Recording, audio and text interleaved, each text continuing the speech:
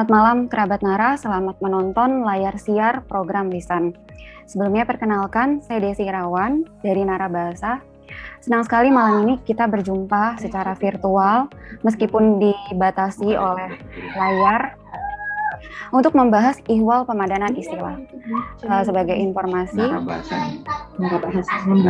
Lisan ini merupakan akronim dari selisih kebahasaan. Lisan merupakan perwujudan visi Nara Bahasa, kuasai bahasa, kuasai dunia. Tujuan kami sederhana. Semoga dengan adanya program ini, masyarakat Indonesia memperoleh pengetahuan yang lebih mendalam mengenai bahasa Indonesia. Nah, pada episode ketiga, Lisan akan mendiskusikan, tadi sempat saya singgung, Lisan episode ketiga ini akan mendiskusikan ihwal pemadanan istilah asing. Topik ini dilatar belakangi oleh banyaknya pertanyaan yang masuk dari audiens Nara Bahasa mengenai asal-usul terciptanya sebuah padanan. Jadi kalau saya rangkum ke dalam 3 garis besar isu, yang pertama, apa sih yang melatar belakangi pemadanan itu? Kemudian bagaimana sih prosesnya, serta apa upaya secara khusus oleh Badan Bahasa untuk memasyarakatkan padanan ini. Nah, 3 pertanyaan di atas, 3 pertanyaan tersebut akan dijawab oleh moderator kita malam ini. Sekalian saya sapa, Pak Azari, selamat malam Pak. Selamat malam Mbak Desi, jelas ya suara saya? Jelas. Ya. Sehat Pak? Alhamdulillah sehat, Mbak Desi sehat ya? Dengan kawan-kawan di sana sehat semua, mudah-mudahan ya. Amin. Saya perkenalkan sedikit ya Pak tentang Bapak ke audiens Nara Bahasa yang menonton lewat layar Sinara ini. Jadi Pak Azari malam ini akan membahas hal-hal yang tadi saya sebutkan tentang latar belakang, proses, serta bagaimana upaya memasyarakatkan padanan tadi. Beliau merupakan ketua kelompok kepakaran layanan profesional, ini kalau disingkat menjadi KKLP, bagian perkamusan dan peristilahan Badan Bahasa Kementerian Pendidikan dan Kebudayaan Republik Indonesia. Beliau juga, ini banyak nih gelarnya nih kalau saya sebutin. Beliau juga merupakan Kepala Subbidang Kosakata Badan Pengembangan dan Pembinaan Badan Bahasa, serta Ketua Redaksi Pelaksana KBBI Daring. Jadi untuk audiens Nara atau kerabat Nara, ini informasi berharga di balik layarnya KBBI, di balik layarnya Pedoman Umum Ejaan Bahasa Indonesia, ini salah seorangnya adalah Pak Azari. Kita beruntung malam ini bisa menghadirkan beliau di tengah-tengah lisan. Beliau juga terkenal dengan tesisnya, ini mungkin sudah dipublikasikan juga di laman Badan Bahasa, dengan judul Ketermanfaatan Pedoman Umum Pembentukan Istilah atau PUPI dalam pembentukan istilah bahasa Indonesia. Ini dulu sangat membantu saya saat saya mengerjakan skripsi loh Pak. Dan informasi lain, beliau juga merupakan atasan saya dulu waktu saya bermagang di Kosakata. Udah berapa tahun ya? Kayak udah lama banget. Iya udah 4-5 tahun ya kayaknya ya. Iya, udah 4 tahun yang lalu, 2017 kalau nggak salah saya bermagang di bawah pimpinannya Pak Azari dan Bu Dora. Oke Pak, mungkin langsung aja dengan pertanyaan pamungkas tadi yang menurut saya ini banyak dibingungkan atau banyak audiens kami, kerabat Nara, yang bertanya sebenarnya kenapa sih sebuah istilah asing itu perlu dipadankan ke bahasa Indonesia?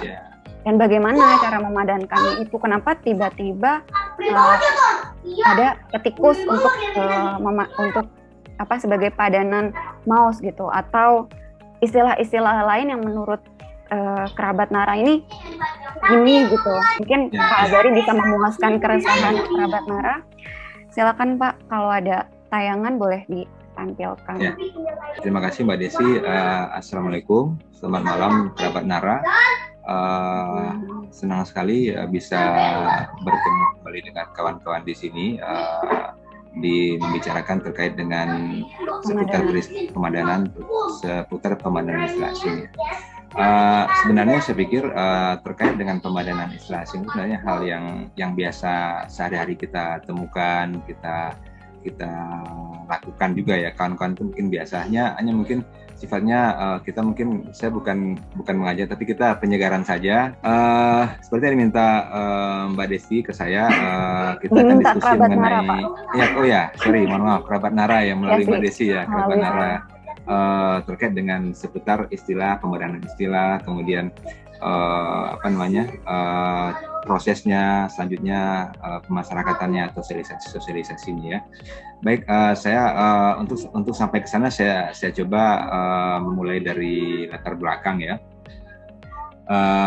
Kerabat Nara, kalau kita lihat sekilas ke belakang sambil menyegarkan informasi kita bersama, kenapa sih sebuah istilah itu harus kita padankan seperti tadi ditanyakan Mbak Desi, kenapa sih sebuah istilah itu harus kita padankan atau kita Indonesiakan?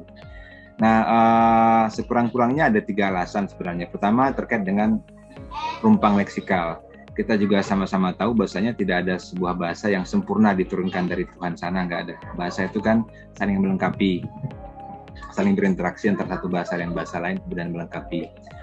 Konon bahasa Inggris yang merupakan, kalau kita lihat dari ukuran kita adalah kamus ya, bahasa Inggris yang kalau kita lihat OED itu entry OED itu kan ada 600 ya, kalau kita lihat, kalau kita kita jadikan tebalnya kamus itu sebagai kekayaan sebuah bahasa Inggris misalnya. Bahasa Inggris itu juga walaupun yang sudah 600.000 kosakatanya itu di OED, itu juga menyerap banyak sekali dari kosakata asing. Untuk kenapa? Untuk menutup rumpang leksikal tadi. Gitu. Untuk konteks Indonesia misalnya, ketika kita bicara terkait dengan TI misalnya, kita kan tidak punya konsep untuk memadankan komputer misalnya ya, kemudian internet dan seterusnya. Kemudian untuk ini yang mudahnya apa? Mudahnya kita ambil dari bahasa yang mengenalkan hal itu ke kita, bahasa Inggris. Kita mengenal istilah-istilah itu dari bahasa Inggris, kita ambil dari bahasa Inggris mudah, kita ambil dari bahasa Inggris, kita sesuaikan dengan hafal kita terjemahkan atau kita serap. Nanti kita lihat terkait itu juga. Yang kedua adalah misalnya untuk keperluan khusus peristilahan. Misalkan untuk keperluan khusus peristilahan ini memang sengaja dibuat di sebuah istilah itu diambil, diserap, dipadankan, diindonesiakan, walaupun sebenarnya istilah umumnya sudah ada gitu. Nah, contoh paling mudah adalah misalnya untuk destinasi. Ya, untuk destinasi misalnya, destinasi itu kan kita sudah punya tujuan sebenarnya. Kita sudah punya tujuan, kemudian kenapa sih kita masih mengambil, kita menemukan misalnya kata-kata destinasi misalnya di tulisan, di koran dan sebagainya. Karena kawan-kawan yang aktif, kawan-kawan yang berkecimpung di dalam pariwisata itu ingin memiliki kosakata khusus yang membedakan mereka, yang membedakan istilah mereka itu dengan yang ada yang umum, maka kita ambil destinasi dari bahasa Inggris. Mereka sesuaikan destination menjadi destinasi, kan sesuaikan dengan bahasa Indonesia. Itu yang kedua. Contohnya lagi adalah contoh hit gitu ya. Hit itu kan juga bisa kita padankan dengan dalam bahasa Indonesia ada beberapa, ada panas yang umum kita gunakan untuk kosakata umum, ada kalor atau bahang untuk kosakata khusus. Nah, untuk membedakan tadi, kemudian kita gunakan untuk para ahli di fisika memilih untuk mengusulkan kalor atau bahang sebagai padanan dari hit panas tadi. Itu yang kedua.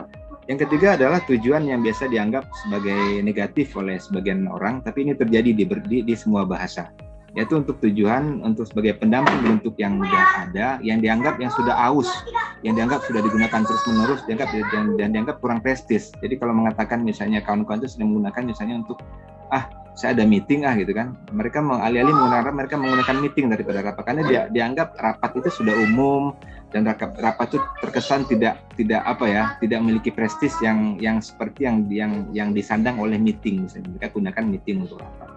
Contoh lain adalah seperti pemantauan dan monitoring. Monitoring ini selalu digunakan dalam dokumen-dokumen resmi juga, kadang-kadang kita masih melihat masih digunakan monitoring.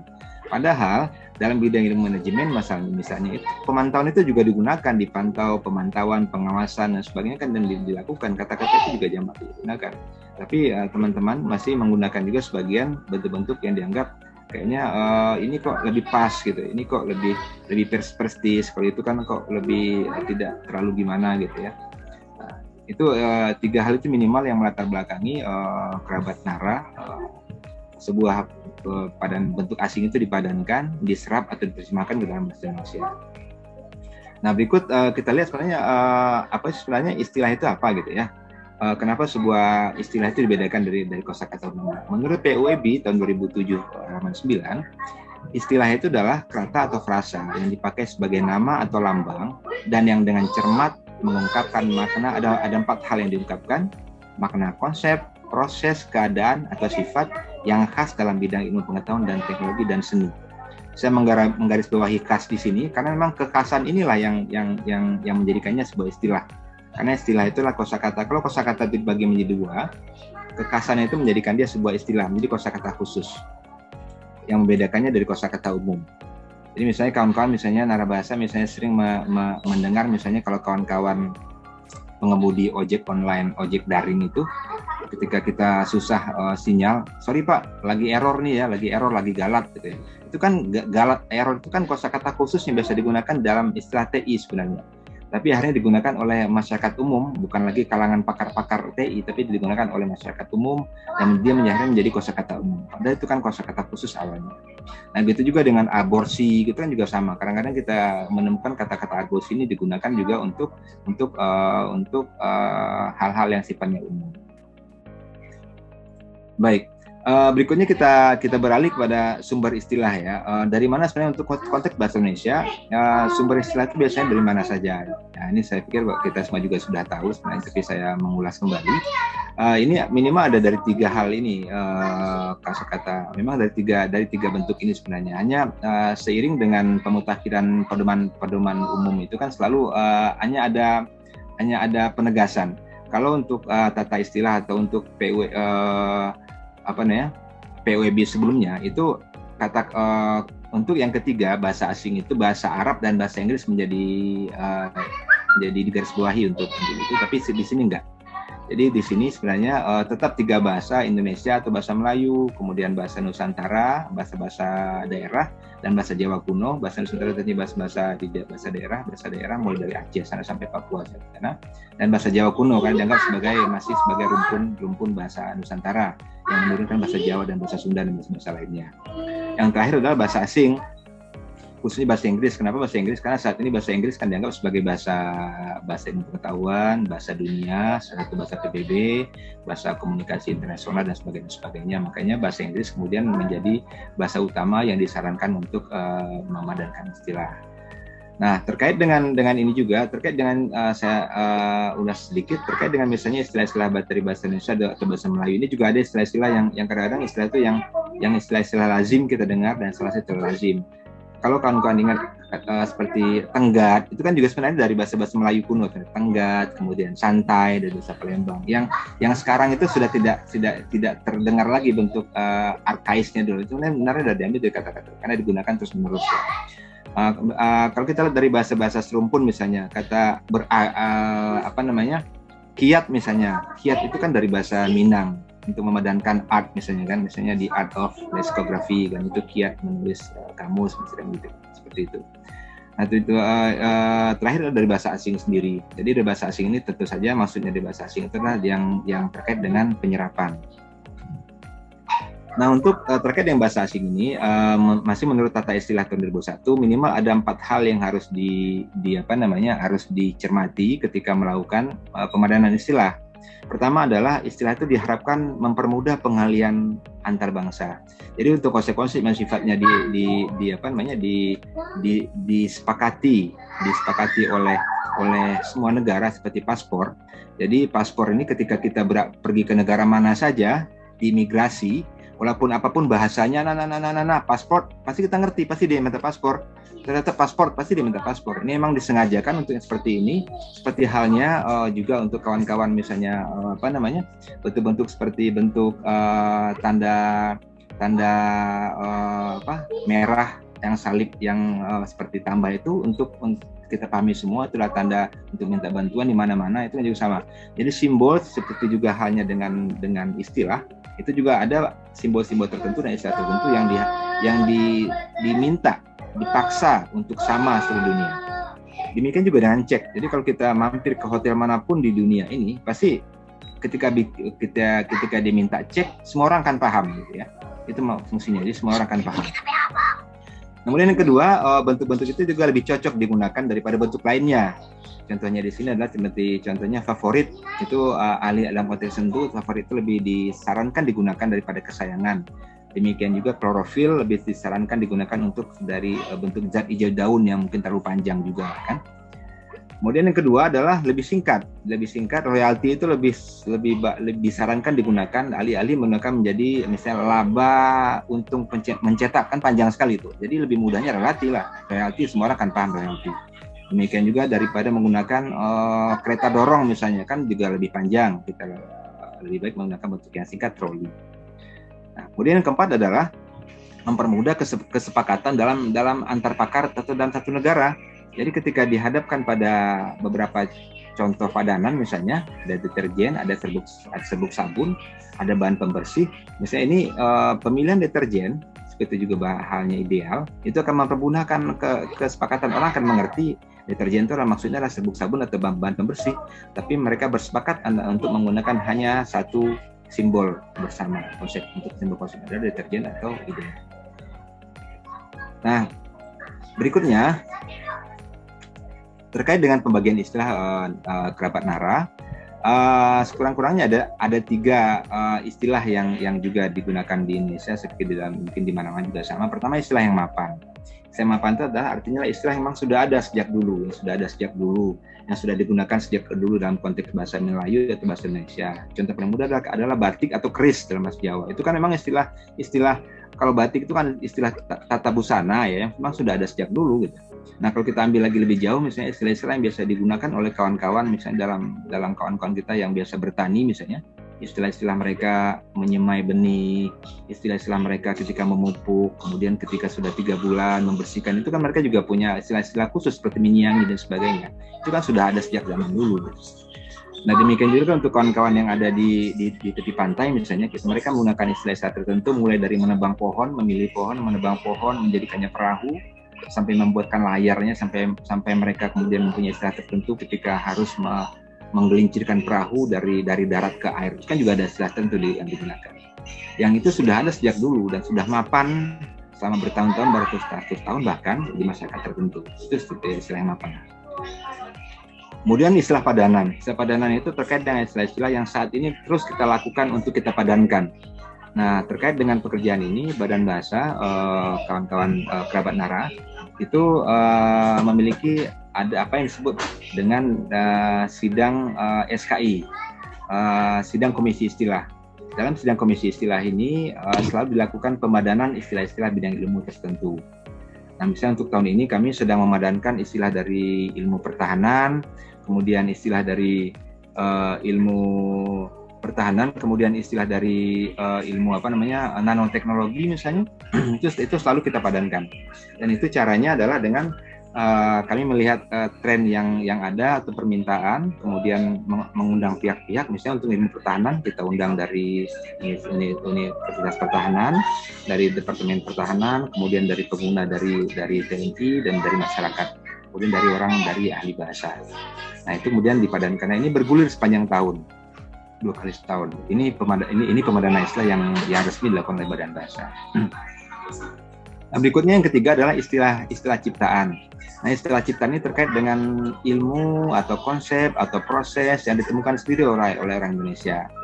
Mungkin kawan-kawan nara masih ingat dulu tahun-tahun sekitar tahun 70-an ketika Insinyur Sudiatmo itu dapat tugas, beliau kerja di PLN, beliau dapat tugas untuk mendirikan menara PLN di sekitar Ancol yang waktu itu masih berawa-rawa kan.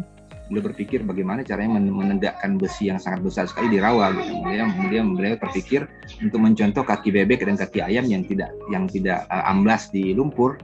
Kemudian ciptaannya kemudian diberi nama cakar ayam kan. Itu mendunia menjadi cakar ayam, menjadi istilah cakar ayam dari bahasa Indonesia. Demikian juga istilah sosro bahu yang ditemukan oleh Bapak Cokorda Sukawati dulu. Bagaimana caranya untuk menyiasati membuat jalan layang di tempat yang sangat ramai kan. Nah, jadi beliau kemudian menemukan konsep membuat yang lain kemudian tinggal diputar kan, menggunakan bahu-bahu yang seperti banyak sekali bahu, ada ribuan bahu, kemudian disebut dengan konsep sosro bahu. Itu istilah ciptaan yang ditemukan di zaman modern oleh orang Indonesia. Nah, berikutnya terkait proses Bapak dan Ibu, sahabat nara, kerabat nara. Terkait proses sebenarnya ada kurang-kurangnya 3 proses. Pertama itu dengan diterjemahkan apa adanya, diterjemahkan ke dalam bahasa Indonesia. Ini contoh yang kami sering bagikan. Bounded zone. Bounded zone ini adalah kawasan berikat. Misalnya sebuah produk dibuat di satu tempat di Indonesia, tapi nggak dijual di Indonesia, tapi dijual di luar negeri gitu ya. Nah, jadi kalau kawan-kawan misalnya sering ke Singapura atau kemana, wah mau cari jeans asli, Levi's asli gitu ya, di sana tapi ternyata tiba-tiba kok lihat made in Indonesia, karena emang itu nggak di Indonesia, dijualnya di luar negeri. Itu sering terjadi seperti itu. Ini dari bahasa Inggris kita terjemahkan apa adanya. Ini contoh yang kedua itu dari bahasa Jerman, Weltanschauung gitu, kita terjemahkan menjadi pusaka hidup. Ini yang pertama. Yang kedua itu dengan proses penyerapan, itu diserap tentu saja dengan beberapa kriteria, yaitu sesuai dengan yang sesuai dengan karakteristik bahasa Indonesia. Sesuai dengan karakteristik bahasa Indonesia. Kenapa demikian? Agar orang Indonesia ketika melafalkan itu mudah.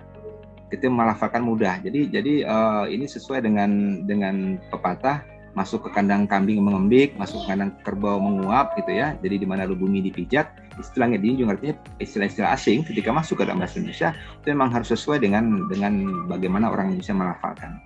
Apalagi orang Indonesia ini kan banyak sekali, cara pelafalannya sangat unik-unik. Kalau lihat dari jumlah bahasa ada 718 bahasa, hasil penelitian terakhir Badan Bahasa minimal itu ada 718 cara pengucapan betul-betul tertentu, unik ya. Jadi artinya sehingga bahasa Indonesia itulah yang menjadi yang mengikat mereka semua. Jadi bahasa Indonesia menjadi parameter kita ketika memadankan istilah tertentu dari bahasa asing. Tentunya ada ideal, trauma, dan deterjen seperti yang atas tadi.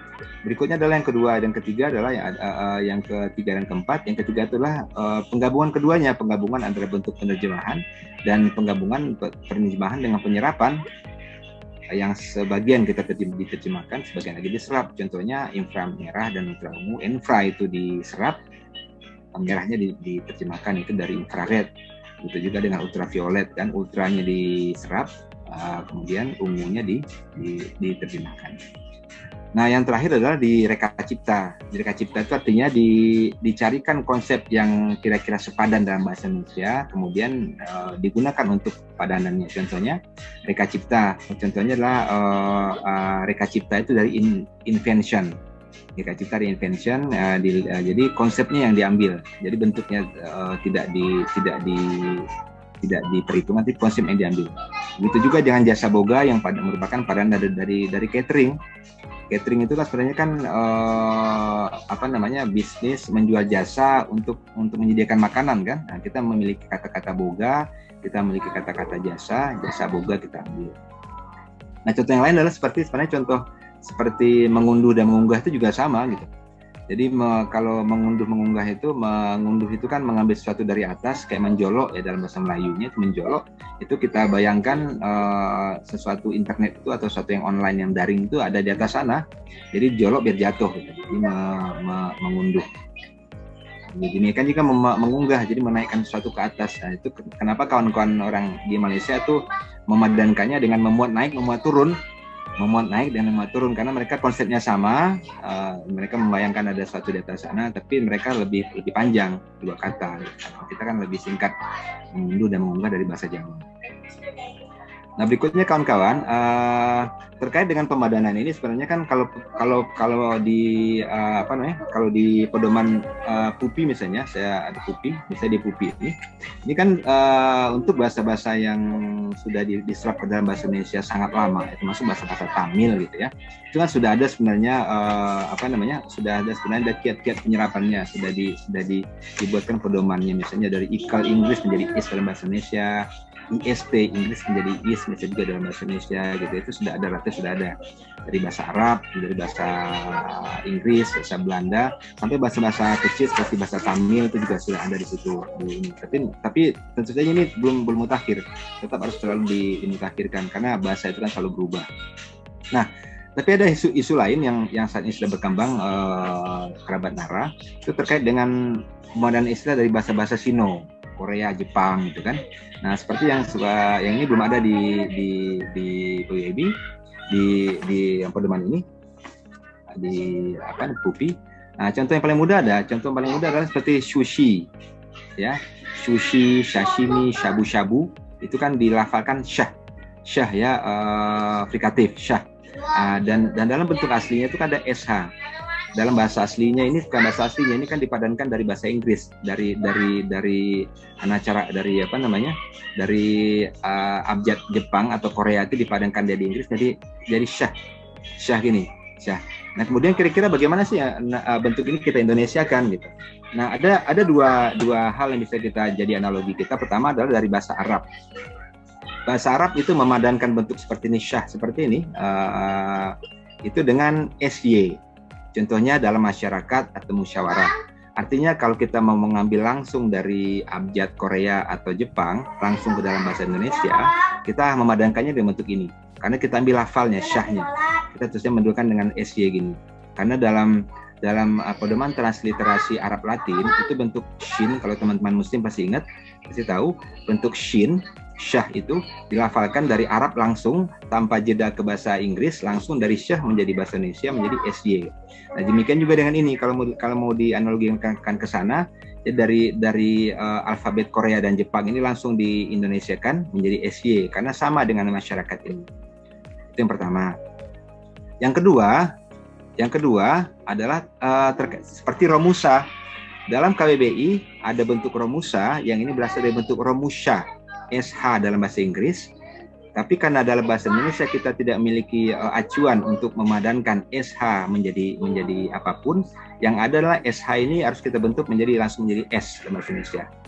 Nah, seperti romusha yang sebenarnya ada romusha, tapi disederhanakan menjadi SH menjadi S. Ini bentuk kedua. Jadi kalau terkait dengan bentuk-bentuk seperti ini, itu ada dua hal, bisa menjadi sushi, sashimi, shabu-shabu bentuknya sesuai dengan lafal, atau menjadi seperti ini, sushi, sashimi, shabu-shabu, analogi dari romusa yang pertama.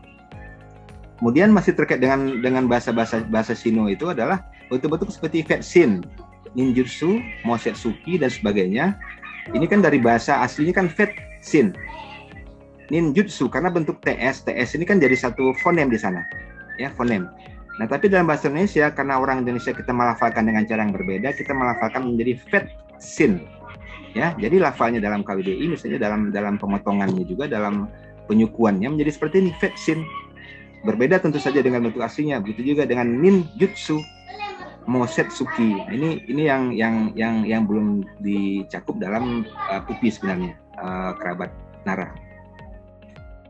Berikutnya terkait dengan isu terakhir, hal terakhir terkait dengan upaya pemasyarakatan. Kami ambil dua contoh bulu tangkis. Ada kata bulu tangkis yang sudah ada sejak KUBI, Kamus Umum Bahasa Indonesia, yang disusun oleh Pak Purwadarminta pada tahun yang diterbitkan pertama kali pada tahun 52. Saya pikir itu belum ada, udah lama sekali. Pada halaman 120 kata-kata bulu tangkis sudah masuk. Artinya saya mengatakan dari sejak zaman itu sudah ada upaya pemadanan istilah asing. Ya, tapi yang nggak ada waktu itu apa? Yang nggak ada waktu itu pertanyaan-pertanyaannya nggak ada. Ketika dipadankan dengan bulu tangkis, ya orang terima bulu tangkis gitu. Orang nggak bertanya, kenapa sih halus bulu tangkis, kan nggak ditangkis aja, kan juga disemes, kadang-kadang dipukul juga. Kenapa nggak bulu tangkis? Waktu itu kan nggak ada pertanyaan seperti itu. Waktu itu kita sepakat menerima semua. Kemudian bentuk lain juga badminton juga diserap dan sudah dikomunikasikan juga pada kamus yang sama oleh Pak Purwadarminta pada halaman 56. Nah, kemudian coba kita lihat sekarang, misalnya saya coba googling, saya coba cari pakai Google Trend. Saya lihat ternyata kedua kata ini digunakan sangat ini dari tahun pertama kali direkam oleh Google tahun 2004 sampai tahun 2021. Kata ini digunakan bergantian, artinya walaupun tidak bulu tangkis itu tidak dapat mengungguli ya penggunaan badminton ya yang dari bahasa asing itu yang diserap apa adanya itu, tapi sekurang-kurangnya kata-kata ini selalu hadir. Juni tahun 2021 ini kalau menurut Google ini penggunaannya tidak berbeda, hampir separuh sebenarnya penggunaan bulu tangkis dengan badminton, hampir sama. Ini saya cari hanya untuk Indonesia ya, bukan untuk di dunia, tapi hanya Indonesia. Artinya upaya yang kita lakukan dengan menerjemahkan itu sebenarnya selalu digunakan kok, hanya mungkin persentasenya nggak banyak. Jadi misalnya kalau kawan-kawan kita misalnya meeting dengan rapat tadi ya, selalu akan ada orang menggunakan rapat, selalu ada orang menggunakan rapat. Mungkin ini juga yang menjadi alasan kenapa kadang-kadang di sidang SKI kami juga selalu mendapatkan ada selalu usaha-usaha yang selain kata-kata itu dipadankan, juga ada usaha diterjemahkan. Karena selalu ada orang yang ingin menggunakan bahasa Indonesia di sana. Bentuk yang ini mungkin aliran Puritan gitu. Jadi aliran ini selalu ada. Nah, kita lihat contoh lain. Ini saya ambil 2 contoh juga belajar daring dengan belajar online yang sekarang ini sangat masif dilakukan dan diberitakan di mana-mana. Kalau kita lihat 2 kata ini di Google Trend, itu kita lihat penggunaan awal-awalnya memang belajar online ini sangat kerap digunakan sejak tahun 2004. Hanya saja sejak tahun 2020 sepertinya ini mulai hampir menyaingi lah. Belajar daring ini lebih hampir banyak digunakan daripada belajar online, hampir menyaingi. Kalau kita lihat presentasinya 9 lebih setengah. Nah gitu. Nah, saya ingin mengatakan kerabat Nara, dalam pemadanan istilah, sebaik apapun atau sepatuh apapun istilah itu tunduk pada kaidah-kaidah yang dirumuskan, seperti harus lebih singkat, harus eofonik, harus sesuai dengan kaidah bahasa Indonesia, kemudian harus sesuai dengan kesepakatan para dunia. Tapi pengguna yang ada di puncak piramid ini selalu menjadi raja yang menentukan mana yang bisa kami gunakan, mana yang tidak kami gunakan. Gitu ya. Nah, contoh yang bisa saya berikan lagi adalah contoh Sangkil Mangkus ya, kalau kawan-kawan masih ingat. Contoh Sangkil Mangkus itu selalu dianggap sebagai contoh yang gagal. Padahal secara konsep sebenarnya, secara bentuk dan sebagainya itu sudah sesuai dengan apa yang disyaratkan. Hanya saja karena tidak berterima saja, mungkin karena di Sangkil Mangkus itu mungkin karena terlanjur orang pakai efektif dan efisien, sudah lekat di lidah, sudah lekat di ingatan, tiba-tiba diganti dengan Sangkil Mangkus. Mungkin itu saja masalahnya. Nah, terkait dengan pemasyarakatan, kita harus ingat bahwasanya terkait dengan pemadanan istilah itu bukan hanya domain ahli bahasa dan pakar terkait. Di sana ada selalu segitiga pemangku kepentingan yang sangat erat, harus selalu berkolaborasi dalam hal ini. Pertama tentu saja pencipta istilahnya, dari bahasa apapun, kemudian ahli dan pakar terkait yang kemudian merapatkan, mendiskusikan.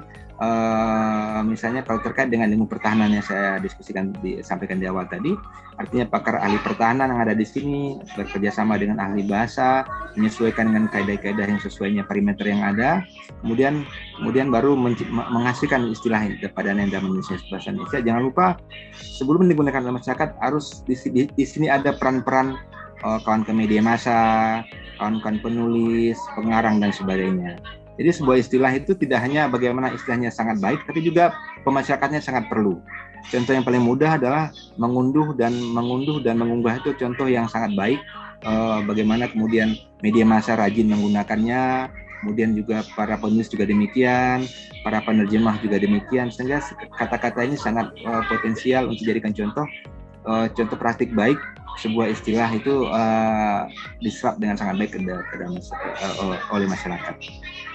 Dan itu juga kerjasama ini, makanya saya setuju kerjasama ini juga tidak dalam pemadanan ini tidak hanya domainnya ranahnya ahli bahasa dan ahli ilmu tertentu, tapi juga itulah kenapa di sidang komisi istilah itu kami tidak hanya mengundang pakarnya, misalnya untuk nanoteknologi misalnya, tidak hanya pakar nanoteknologi, tapi juga ada kawan-kawan media massa, ada pengguna dari masyarakat, ada asosiasi yang selalu menggunakan istilah itu. Jadi ada beberapa.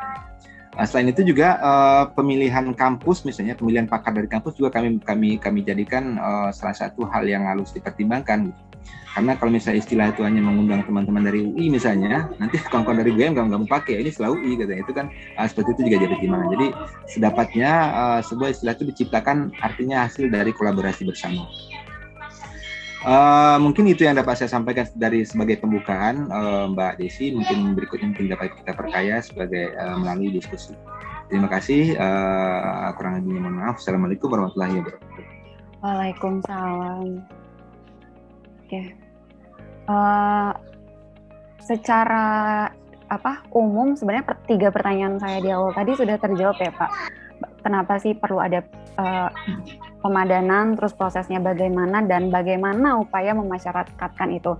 Dan yang tadi sempat menarik, dulu zaman bahla itu orang terima-terima aja, masyarakat Ya, terima-terima aja ya, nggak seperti sekarang masyarakat kita semakin kritis, kadang bahkan nggak mau dipakai itu istilah-istilah. Dan padahal sebenarnya pengguna itu punya peran penting juga dalam segitiga tadi ya Pak, bahkan ya. posisinya ada di paling atas gitu. Jadi kerabat Nara yang mau mengusulkan sebuah istilah itu terbuka ya Pak, masyarakat Indonesia tuh sebenarnya. Ya, terbuka. Kami ada di Badan Bahasa ada satu aplikasi baru ya, aplikasi baru, mungkin tepatnya nggak baru kali, mungkin karena selalu kami mutakhirkan, namanya itu SPY. SPY itu istilah sebenarnya itu istilah populer sebenarnya, dan di situ ada menu untuk berdiskusi sebenarnya. Pengusukan istilah, kemudian mengkritisi istilah, mengusulkan hal yang itu juga ada menu itu. Hanya saja mungkin saat ini untuk pengelola menu itu kan nggak selalu hadir ya. Jadi kadang-kadang terjawab dengan cepat, kadang-kadang nggak. Kedepannya rencana kami ini akan dikelola dengan lebih baik ya, biar komunikasi itu istilah sekarang TikTokan itu ya, itu dapat berjalan dengan cepat gitu. Sebenarnya ini berkaitan dengan pertanyaan yang ingin saya tanyakan nih Pak, bagaimana perkembangan SPY itu? Ini pertanyaan dari audiens. Oke. Begini, sebenarnya SPY itu awalnya kan memang ditujukan untuk istilah di ruang publik ya, awalnya istilah di ruang publik. Makanya istilah perhotelan, istilah umum yang kita ketemu sehari-hari itu banyak situ. Tapi seiring dengan waktu, SPY itu juga banyak juga ditanyakan oleh kawan-kawan di sana yang tidak terkait dengan hal itu. Kemudian makanya SPY itu kemudian diperkaya dengan tidak ditambahkan dengan istilah teknis juga, kadang-kadang istilah bidang ilmu juga gitu. Memang untuk pengayaannya kami untuk pengelolaannya memang belum sebaik, misalnya belum seintens yang kami lakukan dengan KBBI atau KBBI lah ya. Karena istilah ini memang memerlukan orang yang standby di sana gitu ya. Jadi standby di sana menjawab terus setiap waktu. Sementara yang kita punya adalah di sana juga hanya ada admin itu kemudian menanya ketika ada pertanyaan, admin itu kan melempar ke para peneliti gitu ya, atau ke para penata istilah di Badan Bahasa. Ya, kemudian juga baru mengembalikan, dan itu proses itu kadang-kadang kan si masyarakat keburu capek nunggunya kan. Kadang-kadang perlunya sekarang gitu kan, jawabannya baru berapa jam kemudian, syukur-syukur kalau baru besok pagi, karena kebutuhannya malam ini gitu. Nah itu jadi ini juga sudah menjadi agenda, menjadi isu di kami juga. Kami berikutnya kami akan ada sidang juga untuk bulan depan, minggu kedua bulan depan. Ini di antara isu yang akan kami angkat juga untuk bagaimana sebenarnya seharusnya supaya ini dikelola gitu, agar pertama dibuat gitu untuk melayani masyarakat ya dengan sebaiknya gitu. Tapi memang kami akui untuk sekarang kerabat Nara memang belum seideal yang kami kami rencanakan dari awal ya. Oke, semoga terjawab ya kerabat Nara yang menonton di Sinara. Jadi ini sebenarnya audiensnya menonton di laman Sinara Pak. Lupa menginformasikan itu, mereka nggak tergabung di Zoom kita ini. Lalu pertanyaan berikut, lanjut ya Pak? Ya, silakan. Bagaimana pengubahan padanan pada istilah dari bahasa Arab? Ini pertanyaan ini muncul paling banyak ketika kemarin kami merilis padanan-padanan dalam momen Lebaran, momen Ramadan. Mungkin itu Pak, bagaimana pengubahan padanan pada istilah dari bahasa Arab? Banyak menimbulkan. Contohnya yang mana? Kalau boleh yang apakah yang waktu itu permintaan dari Lajnah itu ya? Oke. Terkait dengan permintaan Lajnah itu, memang sebenarnya kan itu yang kami yang kita sepakati untuk dapat diubah itu kan bentuk yang sifatnya nama. Sifatnya nama ya? Ya, Al-Quran, Baitul Maqdis, saya lupa ada beberapa memang ke dalam peristilahan nama itu kan memang sebenarnya tidak tunduk dengan peristilahan. Misalnya Mbak Desi namanya S-nya kenapa 2 pakai Y, itu kan juga suka-suka kan. Orang tuanya juga sayang misalnya kenapa namanya Azhari, kok kenapa kok berbau Arab misalnya, kenapa enggak orang mana sih ya, itu kan juga suka-suka. Jadi memang nama itu tidak tunduk pada kaidah peristilahan. Itu sebenarnya yang jadi dasarnya. Ini Kalau masih ya, jadi dengan kemarin beberapa padanan keagamaan yang sempat mungkin menghebohkan itu dengan alasan bahwa itu nama ya Pak. Jadi untuk yang non nama, selain nama itu tetap kerabat nara. Ya. Tidak berubah. Ya. Ada lagi Pak?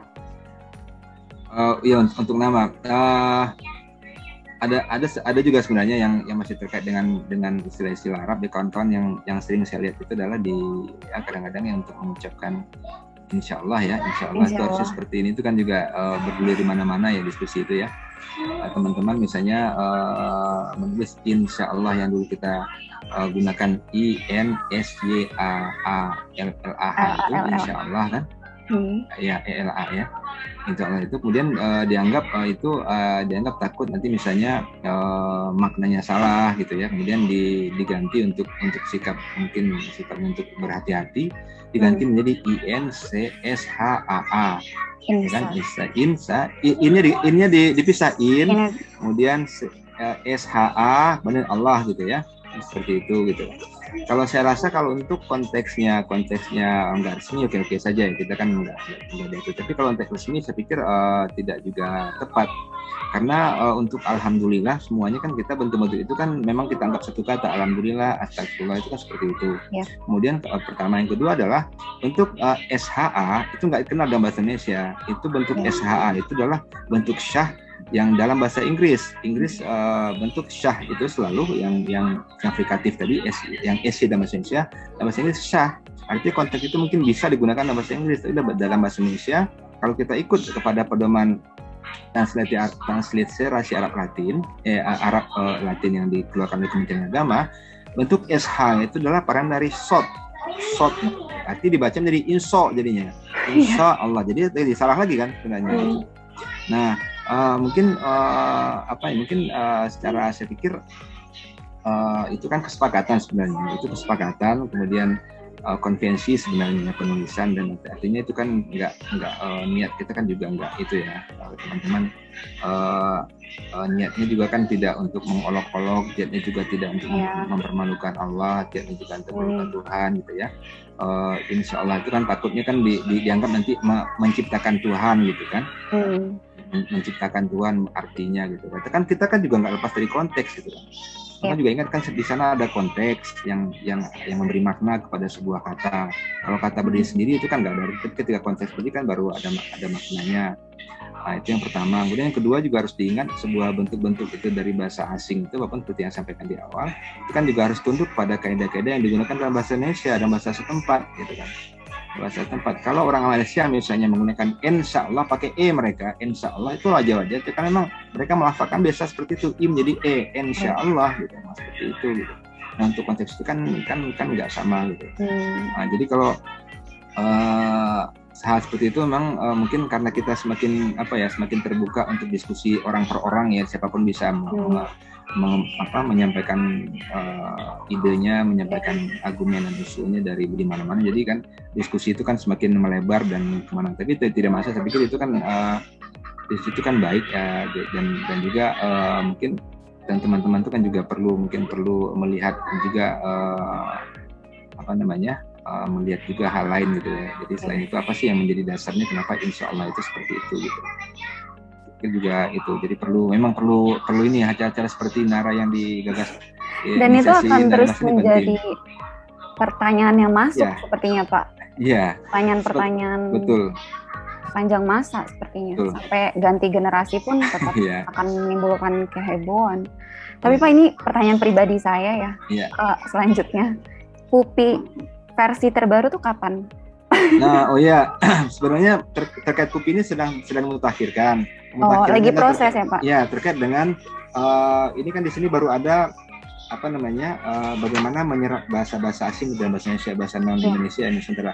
Nah sekarang sedang mutakhirkan bagaimana menyerap bahasa-bahasa daerah yang ada di Indonesia. Misalnya kita misalnya bentuk-bentuk asing itu ingin dipadankan dengan kosakata. Karena kan sumber yang pemadanan kedua kan bahasa-bahasa Nusantara. Kita bahasa Indonesia, bahasa Melayu, kemudian bahasa daerah atau bahasa-bahasa Nusantara, yang ketiga bahasa asing. Nah terkait dengan bahasa kedua ini belum ada di sini kan di buku ini. Bagaimana misalnya dari bahasa Sunda misalnya bagaimana ketika harus dipadankan ke dalam bahasa Indonesia, bahasa Jawa juga demikian, bahasa Banjar dan sebagainya juga demikian.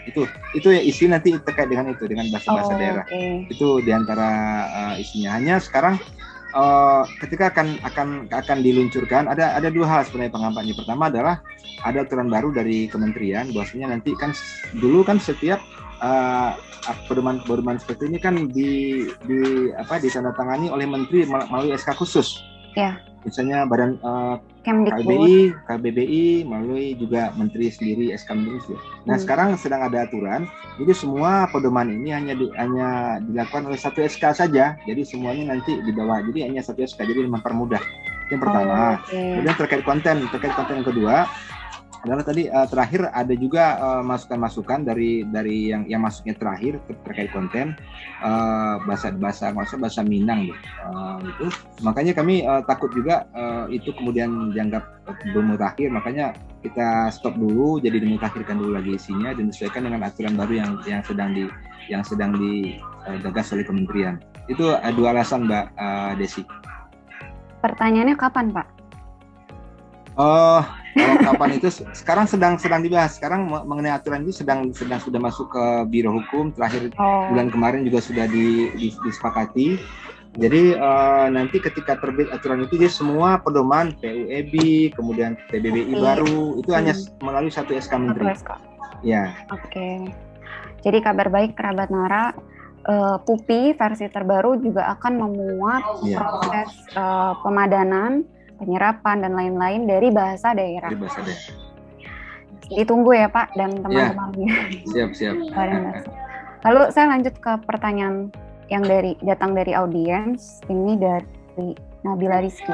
Apakah ketika ada kaidah baru dalam penyerapan, semisal nanti ada poin-poin aturan baru di PUPI, kata yang sudah terlanjur terbentuk, apakah akan diperbaiki, misalnya Busido dengan SH menjadi Busido dengan SY gitu? Apakah akan diperbarui juga Pak kata-kata yang sudah terlanjur terbentuk itu? Ya, ini juga menarik pertanyaan ini. Ini diskusi ini juga ada di kami sebenarnya terkait dengan aturan baru ya. Karena kalau gini, saya sepakat dengan Uda Ivan, bahwasanya bahasa itu nggak matematis ya. Jadi nggak bisa kita lakukan dengan matematis. Selalu ada pengecualian dengan alasan tertentu. Bahasa Inggris juga demikian. Mereka punya irregular dan irregular verb mereka itu ya. Kita mungkin juga demikian. Ya bahkan banyak. Bisa kita lakukan sebenarnya kalau memang ingin, tapi kan akan terjadi tsunami bahasa bahkan. Misalnya contohnya bentuk-bentuk SH itu kita kembalikan ke SY, ya semuanya ya dari awal sampai akhir itu akhirnya semua kalau untuk di kamus mungkin mudah ya, kita dengan satu klik find replace selesai. Tapi untuk dokumen-dokumen lain bagaimana? Kan nanti kalau dokumen lain nanti dianggap nggak sah ketika misalnya dokumen legal kan, ini nggak sah, nggak sesuai dengan aturan baru, itu bisa terjadi gitu. Nah, makanya mungkin yang bisa kita lakukan adalah untuk jangan jadi nggak mundur ke belakang, tapi ke depan. Berikutnya ini kan dilakukan sesuai dengan yang baru. Nah, sementara yang sudah dilakukan, yang sudah terlanjur itu mungkin masuk pada dalam kotak irregular verb tadi itu kalau ada gitu. Pengecualian tadi gitu. Oke. Semoga terjawab Mbak Nabila Rizky. Lalu pertanyaan lanjutan Pak, apakah kelaziman penggunaan dijadikan pertimbangan pembentukan padanan? Misalnya pemadanan clipboard sebagai papan kerani, padahal yang lazim dipakai itu papan dada atau papan jalan. Kelaziman itu berarti keberterimaan ya Pak? Iya. Baik. Kalau sebenarnya ke dalam pemadanan itu digunakan sebenarnya. Kadang-kadang seperti ini yang terjadi kerabat Nara adalah ketika sebuah istilah itu diciptakan, kemudian dipadankan ya dengan bahasa Indonesia, kemudian di masyarakat kan, masyarakat nggak menggunakan itu gitu. Mereka menggunakan apa yang menurut mereka itu lebih dekat ke mereka gitu. Mungkin dada lebih dekat daripada kerani. Nah, jadi itu mereka nggak gunakan akhirnya. Jadi yang diusulkan, makanya saya sebutkan tadi di segitiga itu, masyarakat itu selalu menjadi pemutus yang paling mempunyai hak veto paling tinggi, suka-suka betul, suka-suka. Kami gunakan ini kok, walaupun itu sudah dibuat dengan susah payah berhari-hari, itu nggak, menurut kami nggak cocok kok, kami lebih cocok dengan dada kok, bukan kerani gitu. Itu juga kadang-kadang terjadi. Nah, makanya sering juga terjadi adalah ketika memadankan sebuah istilah itu, si ahli itu yang kadang-kadang juga berhitung dengan hal tersebut. Mereka tidak memadankan menjadi satu bentuk, tapi kadang 2-3 bentuk, titik koma, papan dada, titik koma. Jadi juga itu kadang-kadang dilakukan untuk menyiasati hal seperti tadi ini. Kayaknya masyarakat menggunakan ada 2-3 hal yang akan digunakan. Jadi menyiasati dengan 2-3 bentuk padanan, Mbak Desi. Oke. Sebenarnya kelaziman ini perkara bergantung pada orangnya masing-masing ya, Pak? Ya, karena subjektif juga ya. Subjektif juga. Dan ini saya lanjut. Ya. Maaf Pak ya. Dan apa? Oke. Dan ini saya lanjut dari jawaban Bapak tadi tentang adanya 2 pilihan padanan. Bagaimana ketika 2 pilihan padanan itu bersaing dan dua-duanya itu ada di KBBI, misalnya POSL dan Surel. Kalau narasi pakainya Surel ya Pak, sedangkan bahasa pakainya POSL. Kadang itu jadi pertanyaan yang masuk, Nara gimana sih kok pakainya Surel gitu kan? Mana yang sebaiknya dipakai? Pertanyaannya seperti itu. Ya. Ketika hal tersebut sudah lazim digunakan di masyarakat, ya sebagai masyarakat pakai ini sebagai itu menjadi hal yang menjadi hal bentuk yang bisa dipergantikan penggunaannya, nggak masalah.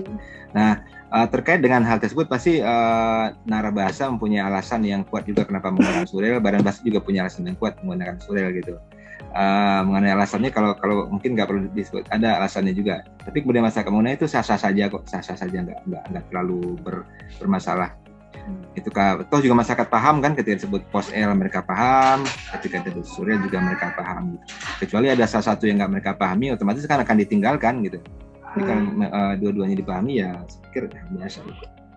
Jadi saya tambahkan lagi. Jadi badan bahasa memadangkan dengan surel itu kan pos tadi. L itu kan singkatan dari elektronik sebenarnya ya. L itu kan singkatan dari elektronik. Jadi banyak ada KTP elektronik, ada macam-macam ya, ada L macam-macam. Makanya L ini dalam dipakai pos itu karena kalau kami badan bahasa beralasan kan dikirim itu sekarang ini kan nggak hanya surat gitu kan ada juga foto gitu lah ya. Tapi itu sama, artinya gini, semuanya kan memiliki alasan yang sama ya. Kita bebas menggunakan karena semuanya ada alasan masing-masing gitu. Dan nggak ada yang dianggap baku dan tak baku, semuanya dua-duanya kan itu varian. Kalau saya anggap itu varian, dua-duanya varian yang varian standar dan varian baku dua-duanya. Oke.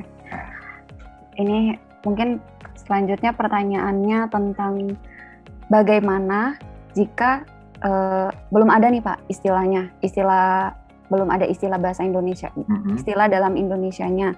Misal untuk bidang-bidang khusus seperti perfilman, atau yang belum lama ini agak naik itu istilah kesehatan mental. Dan itu banyak sekali pertanyaan-pertanyaan masuk ke Nara, bagaimana kadang ke Nara suka sotoy melalui Uda Ivan tentunya menjawab, tapi kan itu belum ada di SPY.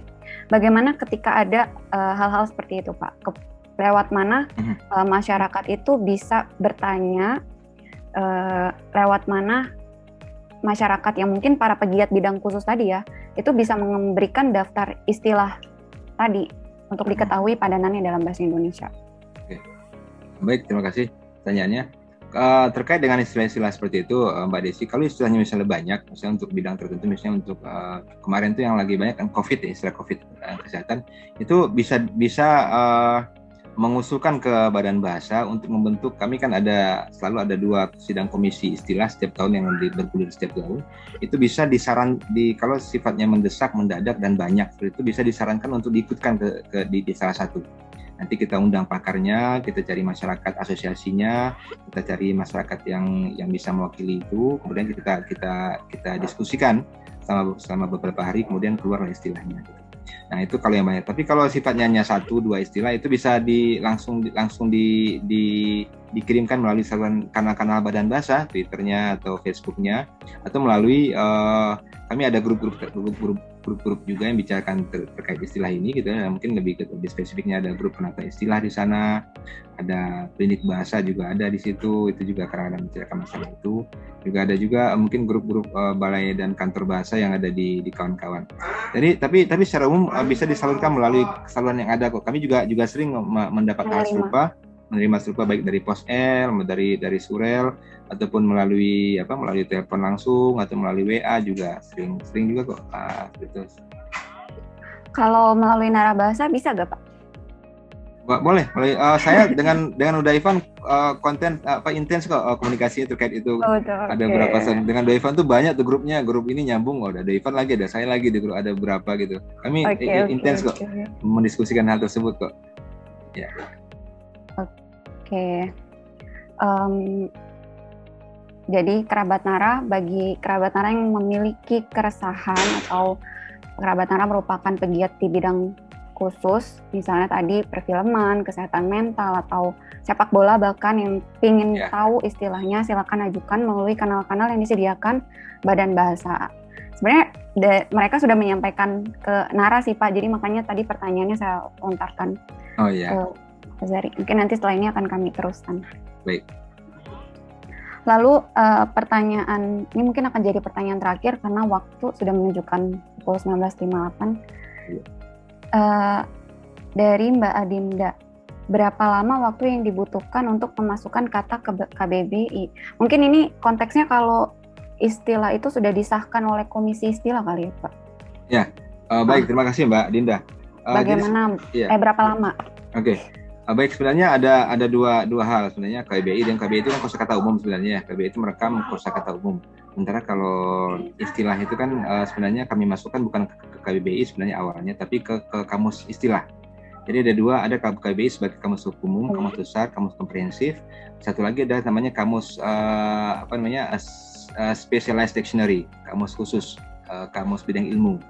Nah itu cara ininya berbeda. Kalau KBBI itu melalui redaksi KBBI, masyarakat bisa mengusulkan. Kalau kawan-kawan sudah buka laman KBBI juga ada fitur untuk mengusulkan. Itu bertingkat, nanti caranya bertingkat. Kemudian kalau misalnya masih kurang, kami kembalikan lagi, dikoreksi. Itu kadang-kadang bisa bolak-balik, bisa lama sekali.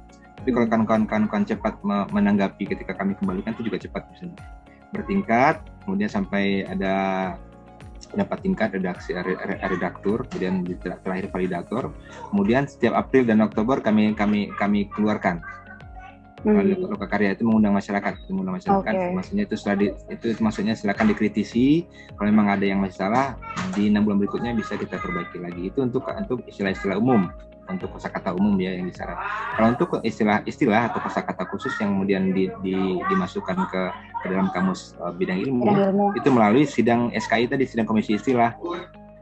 Misalkan untuk yang saya sampaikan, contohkan tadi untuk bidang ilmu pertahanan misalnya, itu didiskusikan dengan para pakarnya, dengan asosiasinya, dengan masyarakat dan orang-orang terkait di sana.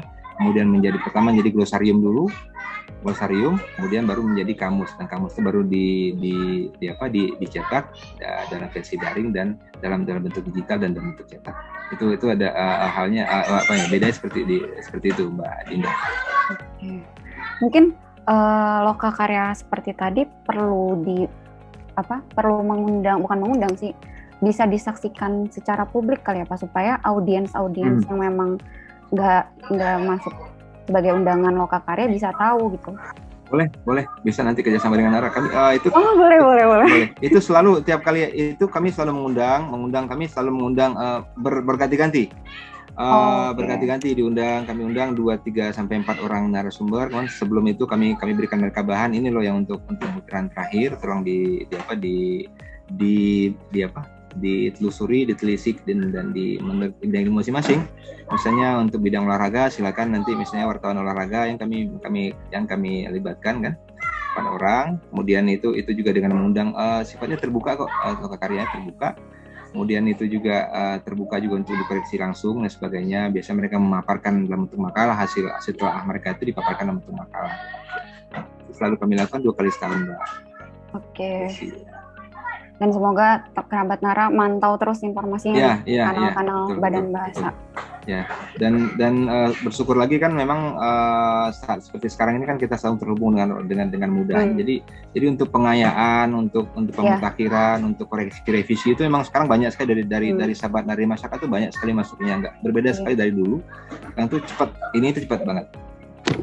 Kita ngadain acara seperti ini juga udah bisa ditonton sama seluruh rakyat Indonesia. Ya, betul sekali. Jadi aksesnya udah terbuka untuk semua publik. Betul. Oke, Pak Azhari, terima kasih banyak sudah bersedia memenuhi undangan saya untuk membahas IWAL Padanan Istilah Asing ini. Semoga Pak Azhari selalu sehat. Salam juga untuk teman-teman di Perkamusan, untuk Bu Dora dan tim yang lain yang saya lupa. Baik. Ya. Semoga selalu sehat ya Pak. Semoga apa yang sedang Pak Azhari dan teman-teman kerjakan segera rampung dan bisa menjadi manfaat untuk masyarakat Indonesia. Ya, ditunggu UPI versi terbarunya. Ya, siap. Nanti dan juga pembaruan SPAI tadi, karena jujur dari kita juga nyari sesuatu tuh di SPAI selain lewat UDA. Ya. Gitu. Baik. Oke, kerabat Nara. Terima kasih ya Pak Azhari. Terima kasih kawan-kawan di Nara Bahasa. Terima kasih kerabat Nara. Ya, siap. Mudah-mudahan bermanfaat. Oke, kerabat Nara, sekian episode ketiga Lisan. Semoga 3 pertanyaan besar yang saya sampaikan di awal tadi sudah terjawab dan memenuhi hasrat atau keresahan kerabat Nara tentang latar belakang pemadanan, proses, sampai bagaimana sih memasyarakatkan padanan tadi. Sedikit poin sorotan bahwa kerabat Nara pun menjadi bagian dari terciptanya sebuah padanan. Kalau tadi di segitiga yang Pak Azhari gambarkan, pengguna adalah raja. Jadi kerabat Nara itu berhak terhadap istilah-istilah yang istilah-istilah yang diproduksi oleh Badan Bahasa bekerjasama dengan pakar tadi. Jangan bosan untuk selalu memberi masukan atau usulan, itu selalu terbuka, baik melalui kanal Badan Bahasa ataupun kanal Nara Bahasa. Promosi lagi nih. Oke, terima kasih sudah menyaksikan program Lisan episode ketiga. Saya Desi Irawan, pamit undur diri. Kita ketemu lagi pada Lisan episode selanjutnya. Topiknya apa itu masih rahasia, jadi kerabat Nara mohon selalu simak lini masanya Nara Bahasa. Terima kasih, saya atas nama panitia juga mengucapkan mohon maaf jika ada salah kata atau salah tutur. Kita ketemu lagi bulan depan.